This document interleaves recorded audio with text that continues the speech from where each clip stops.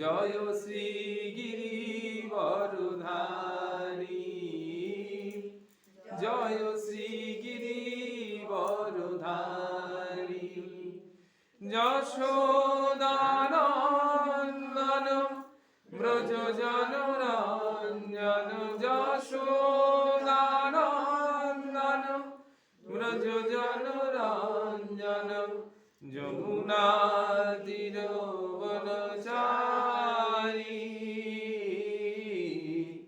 জয় হো কুঞ্জ বিহারী। জয় রাধা মাধব, জয় হো কুঞ্জ বিহারী।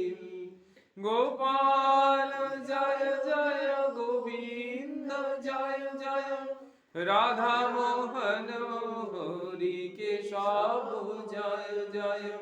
গোবিন্দ জয় জয়, গোপাল জয় জয়, রাধা বল্লভ শ্যাম মুকুন্দ জয় জয়।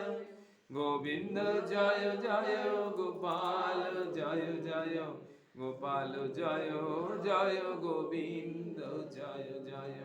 গোবিন্দ জয় জয়, গোপাল জয় জয়, গোবিন্দ জয় জয়, গোপাল জয় জয়। অনাদির আদি শ্যাম শ্যাম সুন্দর জয় জয়, অনাদির আদিনাদ মদন মোহন জয়। গোপীজন বল্লভ কেশব জয় জয়, ভাগবত ভক্ত ভগবান জয় জয়।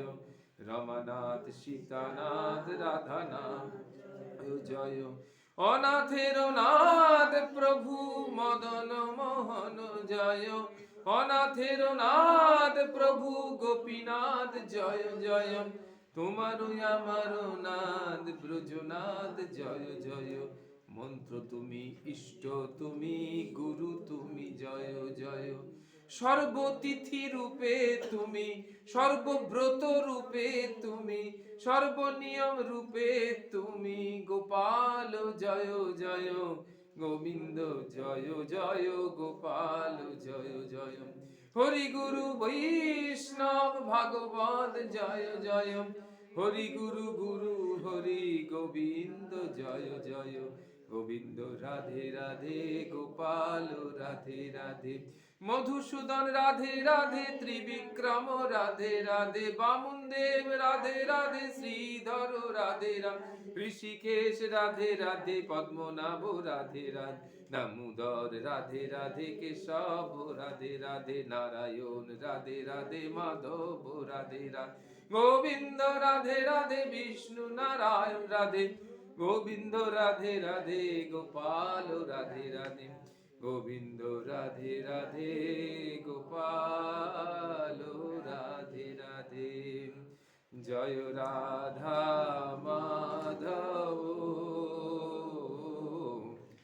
জয় হো কুঞ্জ বিহারী।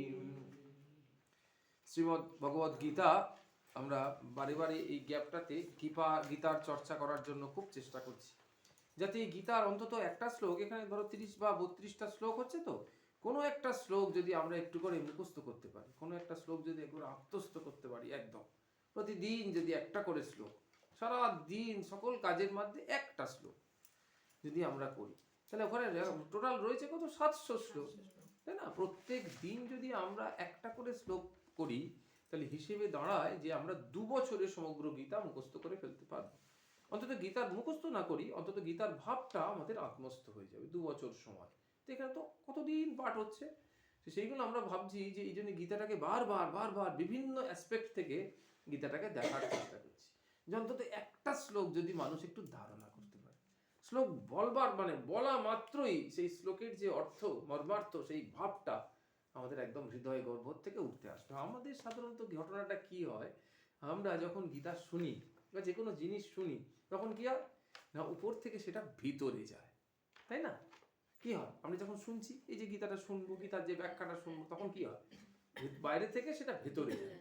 কিন্তু সাধারণভাবে শাস্ত্র কি বলছে, শাস্ত্র বলছে সেটা হৃদয়ের মধ্যে এমনভাবে জমিয়ে রাখতে হবে যখনই এটা হবে তখন সে হৃদয় থেকে সেটা বেরিয়ে আসবে। যেমন আমরা বলছি ওং, ওই জন্য ওংটা কোনো একটা খেলো মতো হচ্ছে। ওংটা আসছে কোত্থেকে? না এইখান থেকে। হ্যাঁ, তাহলে কি মূলাধার, স্বাধিষ্ঠান, মণিপুর, তাহলে এটা হচ্ছে মণিপুর চক্র, তাই না? এই মণিপুর চক্র থেকে এই নাদ ব্রহ্মটা উপরে উঠে আসছে।